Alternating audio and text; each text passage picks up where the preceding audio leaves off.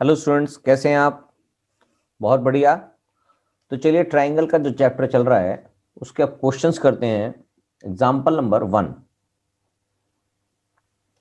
Example 1 कहता है, if a line intersects side A B and A C of triangle A B C at D and E respectively and is parallel to B C, यानी कि यहां तक तो converse of BPT theorem चल रहा है। Prove that A D upon full line यानी कि A B, A D upon A B and A E upon A C, इसको प्रूव करना है। तो चलिए प्रूव कर देते हैं। सिंपल सा क्वेश्चन है। Example number 1।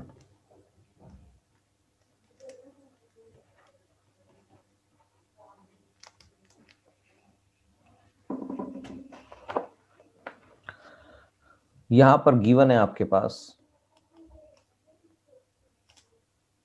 फिगर, आपके पास क्वेश्चन में बनी हुई है। मैं बना देता हूं इसको फिर भी।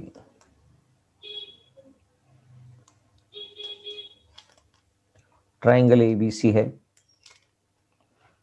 एक लाइन डीई जो पैरेलल है बीसी के, यानी कि गिवन क्या है, DE parallel to BC, intersect at point D and E. ठीक है जी। तो प्रूफ क्या करना है आपको?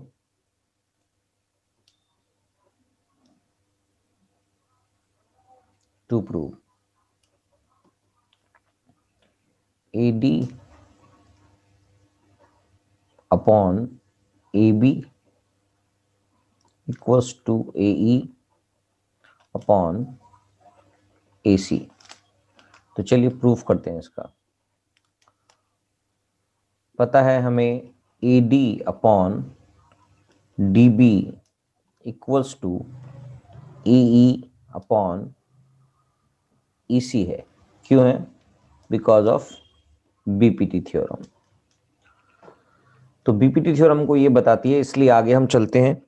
इसके आगे अगर हम इसको रिवर्स कर देते हैं, या इसको हम ऐसे भी लिख सकते हैं, इसको उल्टा भी लिख सकते हैं, DB upon AD equals to EC upon AE, right. और उसके बाद एड 1 बोथ साइड्स। तो DB upon AD plus 1 equals to EC upon AE plus 1। ये बन जाएगा DB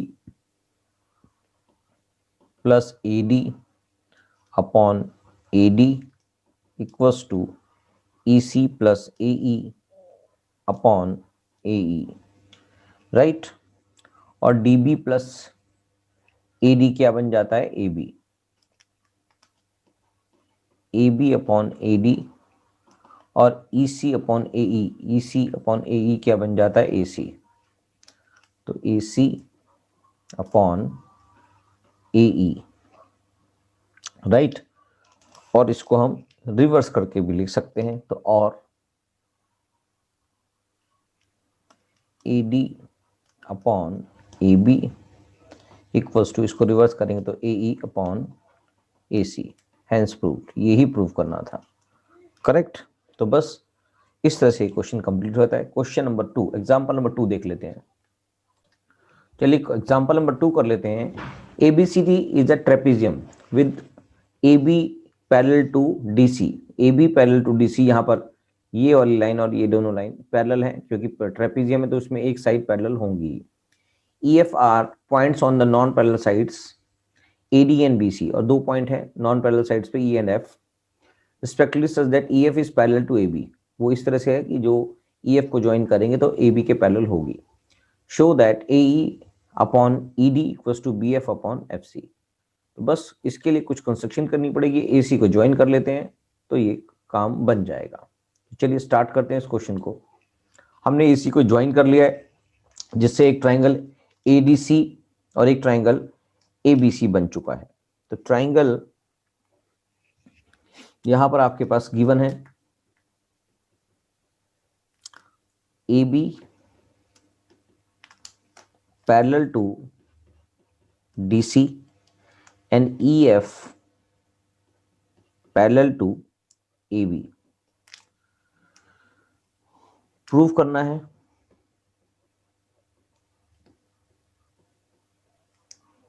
A E upon E D equals to B F upon F C, right. तो इसके लिए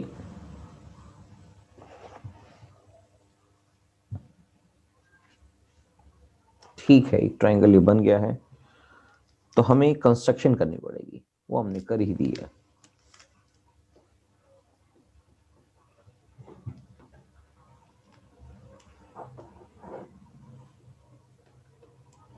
join AC to intersect EF, right, at G।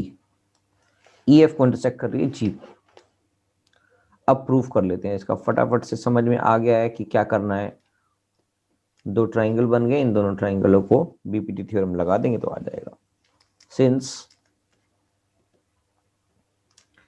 AB parallel to DC है and EF parallel to AB है, ये question में given है। So EF parallel to DC हो गया, क्योंकि ये AB के पैरेलल ये भी और AB के पैरेलल ये है, तो ये बेसिकली किस लिए होता है ऐसा, लाइंस पैरेलल, एक थ्योरम है पहले की, two the same lines are parallel to each other.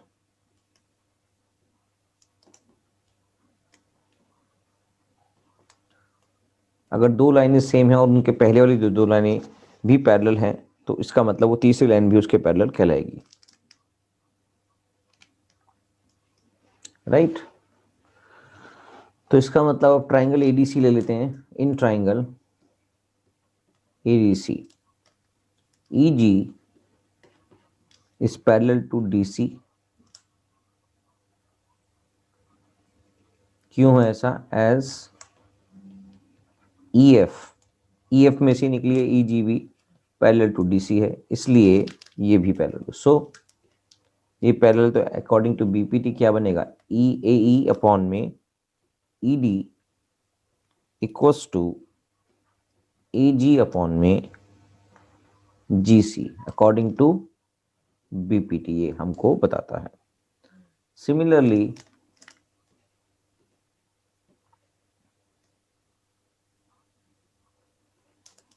In triangle ABC या CAB लिख देते हैं इसको, GF is parallel to AB since EF is parallel to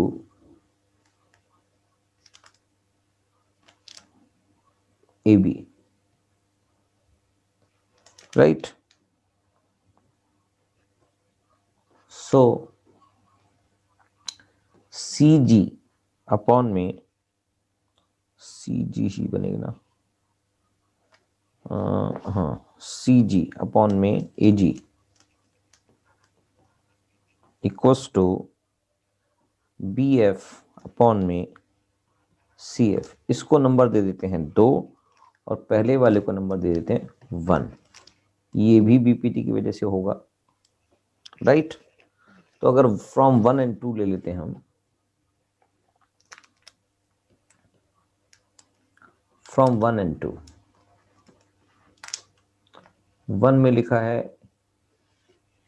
AE upon ED और AG upon GC, AG upon GC, और ये भी लिखा है, तो इसका मतलब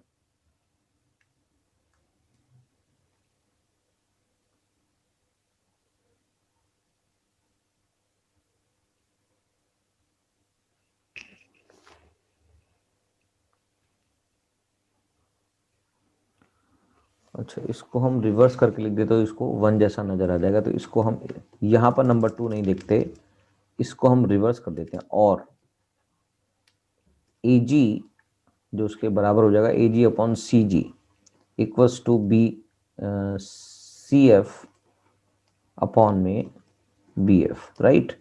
इसको नंबर दे देते हैं 2। फ्रॉम इसमें भी ए जी अपॉन सी जी और इसमें भी ए जी अपॉन सी जी, इसलिए हमने ऐसा किया।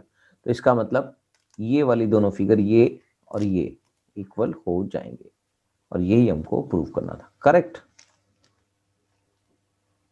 तो चलिए फ्रॉम 1 and 2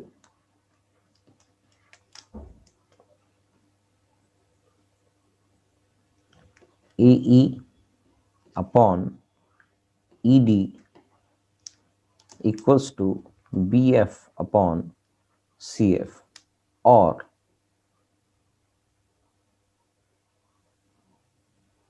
जो एक्चुअली क्वेश्चन में बोला गया था इसको हम थोड़ा सा ठीक करके लिख देंगे, क्योंकि उसका नाम वहां पर चेंज लिखा हुआ है, A E upon E D तो लिखा है मगर B F upon F C लिखा है शायद क्वेश्चन में, तो हैंस प्रूव लिख दिए थे। क्वेश्चन में एफ सी लिखा हुआ है, एफ सी लिखा हुआ है। तो चलिए ये प्रूफ हो गया है, तो इसलिए ये इस तरह से आंसर आ गया है, correct. Question number example number 2 भी कंप्लीट हो गया है। एग्जाम्पल नंबर 3 भी देख लेते हैं फटाफट से। तो चलिए एग्जाम्पल नंबर 3 देख लेते हैं। In figure 6.16 P S upon S Q, ये लाइन है P S upon S Q, ये वाली जो लाइन है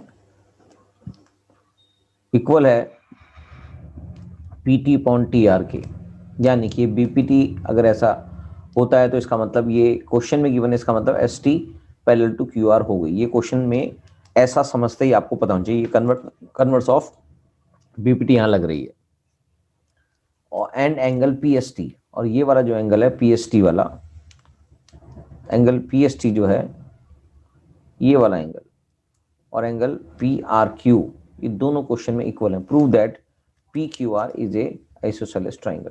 सिंपल है, मुश्किल नहीं है, क्योंकि अगर ये लाइनें पैरेलल हैं, ये दोनों लाइनें अगर पैरेलल हैं, तो इसका मतलब ये दो एंगल एस और एंगल क्यू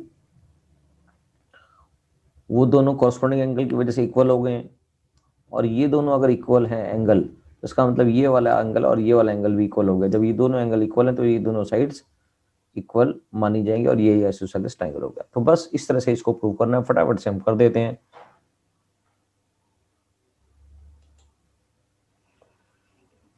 लिखना ही है इसको, सिंपल है, मुश्किल नहीं है। तो गिवन क्वेश्चन में है P S upon S Q equals to P T upon T R, right. और क्या दूसरा गिवन है इसमें, एक चीज तो ये गिवन है, और दूसरी चीज गिवन है आपके पास angle P S T equals to angle P R Q, ये भी गिवन है। प्रूव क्या करना है जी, to prove P Q R is an isosceles triangle. Isosceles triangle के लिए आपको बस क्या प्रूव करना है, इसका मतलब आपको प्रूव करना है P Q equals to P R. ये प्रूव होते ही आपको ये आइसोसेलेस ट्राइंगल बन जाएगा। तो चलिए प्रूफ लिख देते हैं इसका।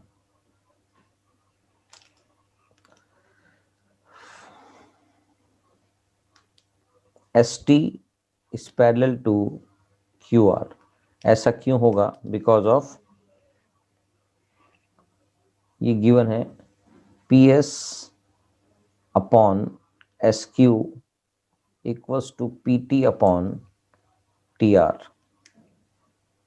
ये गिवन है इसमें।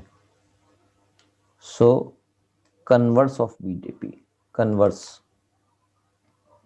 ऑफ बीपीटी की वजह से ये पैरेलल हो जाता है। Angle P S T equals to angle P Q R, ऐसा क्यों है, because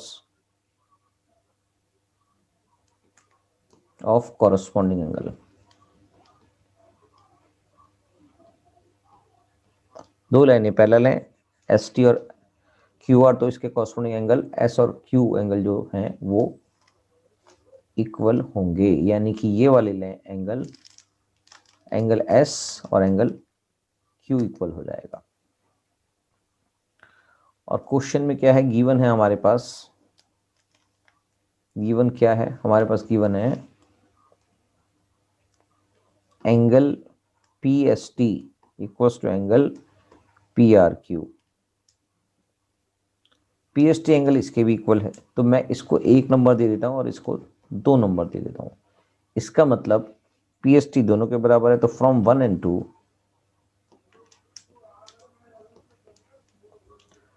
angle P Q R equals to angle P R Q.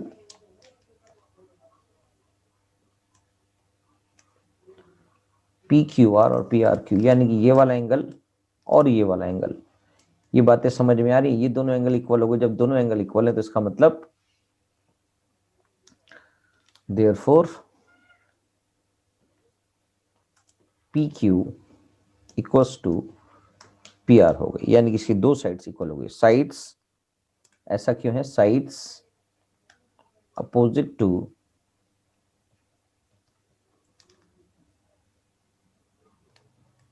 equal angles, right? So PQR is an isosceles triangles.